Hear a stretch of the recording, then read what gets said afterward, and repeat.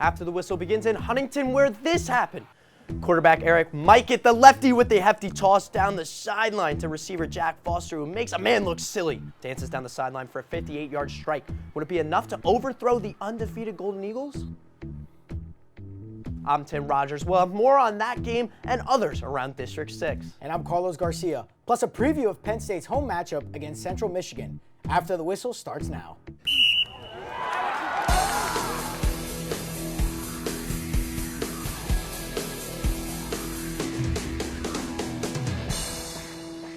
Let's walk on over to our backyard where State High and the Little Lions host Central Dauphin for our game of the week.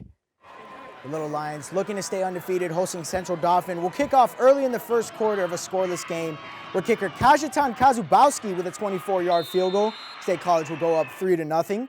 Now 10-0 after a score. Let's tack on another Kazubowski field goal, 32-yarder now. State College heads into the half, up 13-0. Late fourth quarter, some offense sparking open here for State High. Star running back Deontay Sheffy showing off the speed, a 46-yard crib call.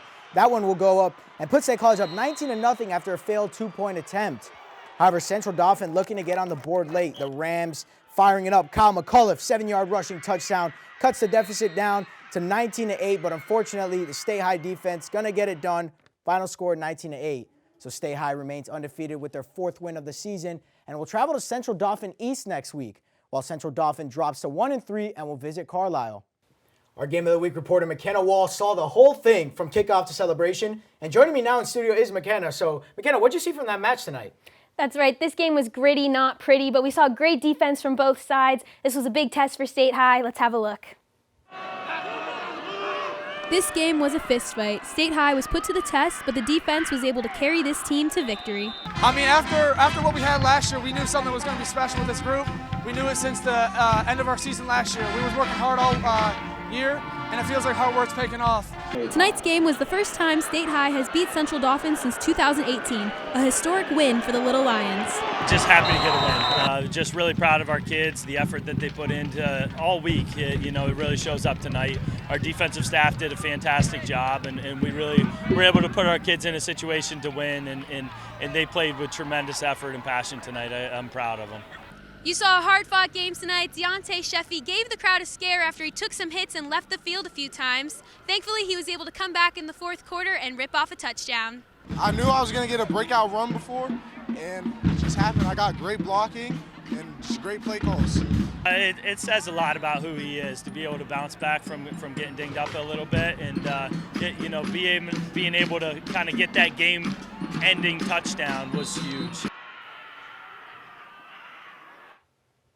Next weekend, the Little Lions travel to take on Central Dauphin East. Reporting for After the Whistle, I'm McKenna Wall. Now back to you guys at the desk. Bellwood Antis traveled to take on Juniata Valley. Juniata Valley at home here, storming onto the field, and the Juniata Valley mascot Hornets, I am terrified of bees, so that scares me. Nonetheless, we're going to pick it up here in the first quarter. Nick Costa, running back, he's going to rush one in to give Bellwood Antis the early 7-0 lead here. We pick it up now in the second quarter. Andrew McMonigal, he's going to run that one in for 9 yards. It wasn't an easy one. He makes a couple moves and ties this game up at 7. Now, with only 3 seconds left in that first half, Bellwood Antis would kick a field goal to put them up 10-7 against Juniata Valley. And how about this play here at the start of the fourth quarter? It's McMonigal again, a 17-yard rush. He takes it all the way. He's celebrating. He's having a good time. And Juniata Valley would get the upset here, 14-10 against Bellwood Antis, and improve to 3-2 on the season. Juniata Valley proves to 3-2 on the season and take on Moshannon Valley next Friday, while Bellwood Antis fall to 3-2 and travel to southern Huntington County next Friday. Let's take the back roads now. Konama Township visiting West Branch. We'll start our action here. Military Appreciation Night down in West Branch with the Warriors hosting the Indians of Konama Township. And after a long passing touchdown here, a 2-point conversion attempt thrown up. That's John Updike going up there, making a catch from Tanner Shirley. 14-0, the Indians lead. Late first quarter, Warriors driving. Tyler Biggins going to call his own name for the 10-yard rushing touchdown. They'll cut that deficit in half, 14-7. Next scene, next Indians drive, second play, 48-yard catch and touchdown run by Ethan Black, showing off that speed, blazing down the sideline, 21-7. The Indians will go up And they'll continue on, but it's once again Tyler Biggins calling his own name for the 10-yard rushing touchdown, and this one ending in a Big 12-esque matchup, 62-52, Konama Township over West Branch. So our final score there, 62-52 there. Konama Township improves to 5-0 on the season and will host Northern Bedford County next Friday, while West Branch Board will drop to 2-3 and will stay home to face Kerwinsville. Let's take a look at some of our other scores in our area. Bellefonte squeaked out its first win of the season, beating Phillipsburg Osceola 9-8, while Clearfield thumped Penns Valley 42-14. Bald Eagle comes close, but yet falls to this one to Montoursville 26-21, and Altoona gets a big win, 28-14 over Central Dauphin East. Moshannon Valley picked up a 21-14 win over Claysburg Kimmel, and Juniata just rolled Halifax 55-0. How about the Central Dragons picking up a big win over Chestnut Ridge 39-14, and finally, Penns Manor defeated West Shamokin 42-0. Now moving on, let's travel to Huntington to see the Bearcats host the undefeated Tyrone Golden Eagles on Cancer Awareness Night. Scoreless first quarter here in a big defensive battle. It's going to be 10-16 here in our second quarter of action. Ross Gampy is going to block a Huntington punt, and that one's scooped up. Colton Vares, unfortunately, that one's taken to the Huntington 10-yard line, but no offense there. I pick it up here off another turnover. Ashton Walks, scrambles to the right side, looks and finds Andrew Weaver back of the end zone for the grab. 7-0 Tyrone going up there. Just a few minutes later, however, Eric Mikett is going to hit Jack Foster. Our play of the week, you guys saw it earlier. Look at that catch. Streaking down the sideline, 58-yard touchdown. The Bearcats, unfortunately, going to miss the point after, so it'll be 7-6 Tyrone. Less than a minute to play here in the first half of action. Mikett is stripped and the fumble's recovered. That's Joshua Patterson pouncing on that ball. That play would not result in a score, but that Tyrone defense proved to be just too much for the Eagles tonight with a 14-6 win. The undefeated Golden Eagles will escape with a win and will host Bald Eagle area, while Huntington will stay home and welcome Clearfield next Friday. Greater Johnstown look to get their first win of the season against Bishop Guilfoyle here on senior night at Mansion Park. We pick it up here in the middle of the first quarter. How about Cooper Rother? He's going to rush it in from the 4-yard line there to give Bishop Guilfoyle the early 7-0 lead. Midway through the second now, Carson Kesey-Wetter. He's going to get one, not two, missing right there into the end zone to give Bishop Guilfoyle that 14-0 lead. Great to see the crowd coming out on that cold night here in Altoona. We pick it up now from the 4-yard line. It's Kesey-Wetter once again. He's going to take a hit. It doesn't matter to him.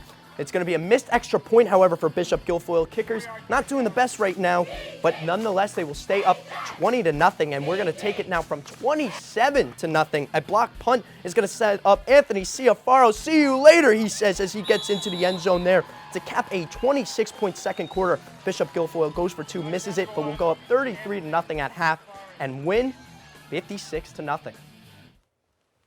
Bishop Guilfoyle improved to 3-2 and travel to face Central Cambria. And Greater Johnstown still remain winless on the season and head home to play Richland next week in hopes for their first win. Coming up next, we'll take a look inside Penn State's practice before their matchup against Central Michigan. And a former pro athlete tests his luck at the collegiate level again.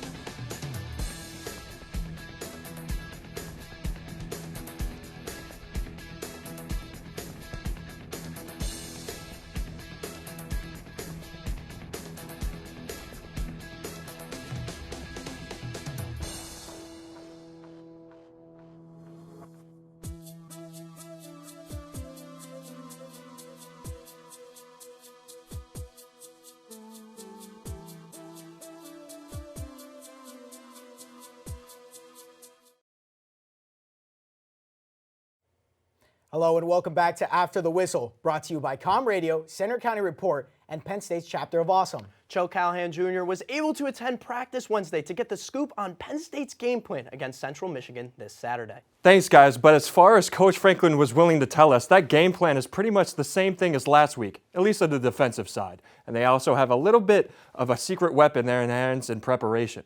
We checked out Aluba Hall to find out why. Another week gone, another chance to see Penn State football. After headed down south and taking down Auburn in blazing fashion, the Nittany Lions look to continue their win streak and climb higher in the AP poll rankings. Penn State is now ranked 14th in the nation, and headed into Central Michigan, they're facing a similar opponent scheme-wise, and for some, in more ways than one. Central Michigan is a run-heavy team, much like Auburn. Running back Lou Nichols III led the nation last year in carries and yards. Coach Franklin says, however, that they're ready for the challenge. He also mentioned that some of his defensive players have a little insight on the man. You're talking about a really productive back. I think he actually went to high school with the King brothers, if I remember correctly. But different style back. Tank was extremely quick and explosive. This kid's very well-rounded, very productive, but probably a different style runner. The defense remains ready to take care of business, especially in the front seven. Pretty similar for the most part. Obviously, kind of every game plan starts with, you got to be able to stop the run. If you don't stop the run, you're probably not going to win the game. The Lions look to crack the top 10 after starting the season unranked. You can listen to that game live at noon tomorrow on Penn State's Com Radio. And now a little kicker here before we end our show. Former New York Giants quarterback Eli Manning tried to test his luck back here at Penn State.